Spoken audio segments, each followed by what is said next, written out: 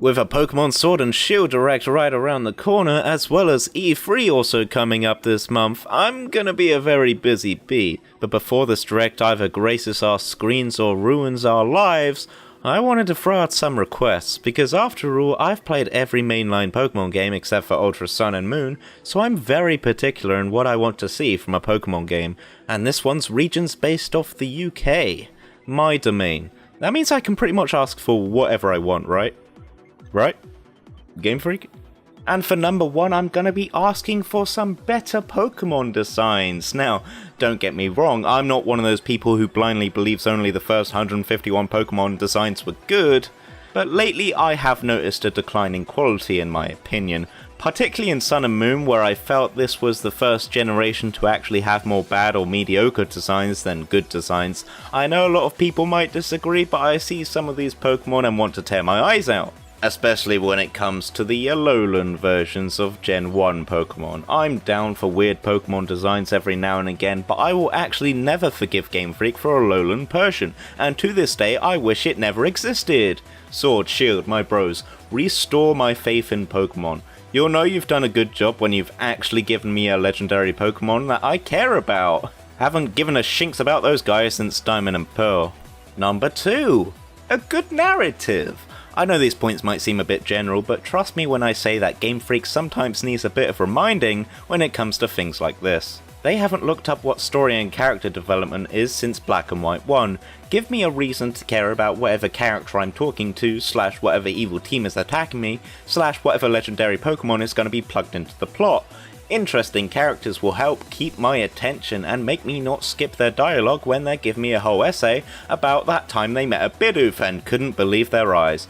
Unfortunately, Game Freak plays it too safe with both character diversity and story events, and it makes every game's narrative feel the exact same. Let's hope Sword and Shield can spice things up with, I don't know, some decent villains, interesting gym leaders, and a rival who doesn't necessarily have to be a jerk, but who I can at least get some tension out of. This is Britain. Give me a rival full of all the banter.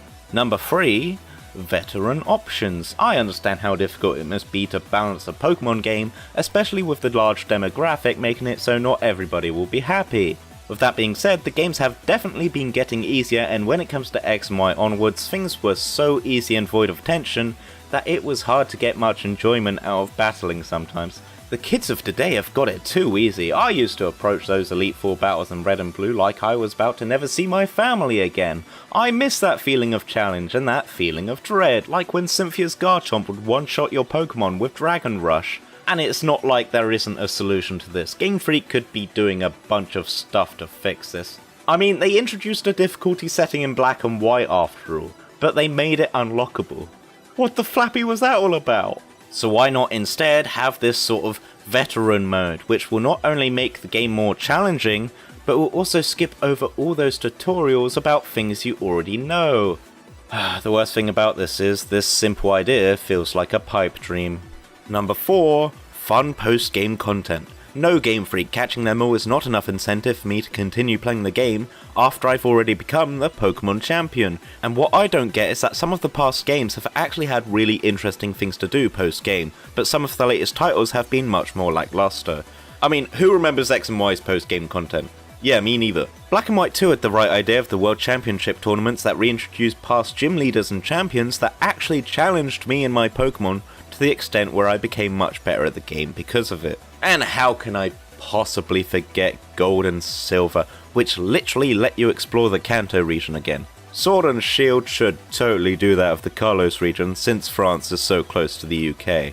Just please, give us something cool to sink our teeth into, give us a reason to keep playing.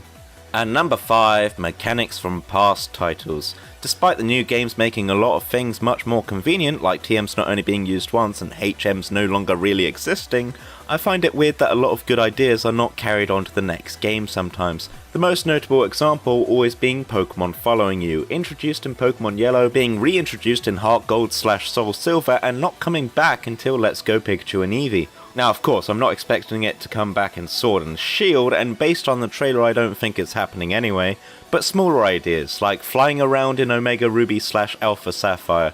I thought that was really cool, especially because of the hidden places you could go to and the hidden Pokemon you could find. And call me crazy, but I actually liked the way you encountered Pokemon in Let's Go Pikachu and Eevee, because random encounters suck, and it took Game Freak way too long to figure that out. Let's just hope they don't bring back HMs or unskippable Z-Power cutscenes. I don't think we need that in our lives. But anyway, those are my 5 hopes for Sword and Shield. Well, to do with the game anyway. Thought it would be too cheeky if I mentioned getting a Diamond and Pearl remake out of this, or a decent Pokemon anime series. I won a lot apparently, but I'd be lucky to even get a few of these things, so we'll have to wait and see. In the meantime, I'll be looking forward to that direct, and let me know in the comments below what you want to see from Sword and Shield. Thanks for watching.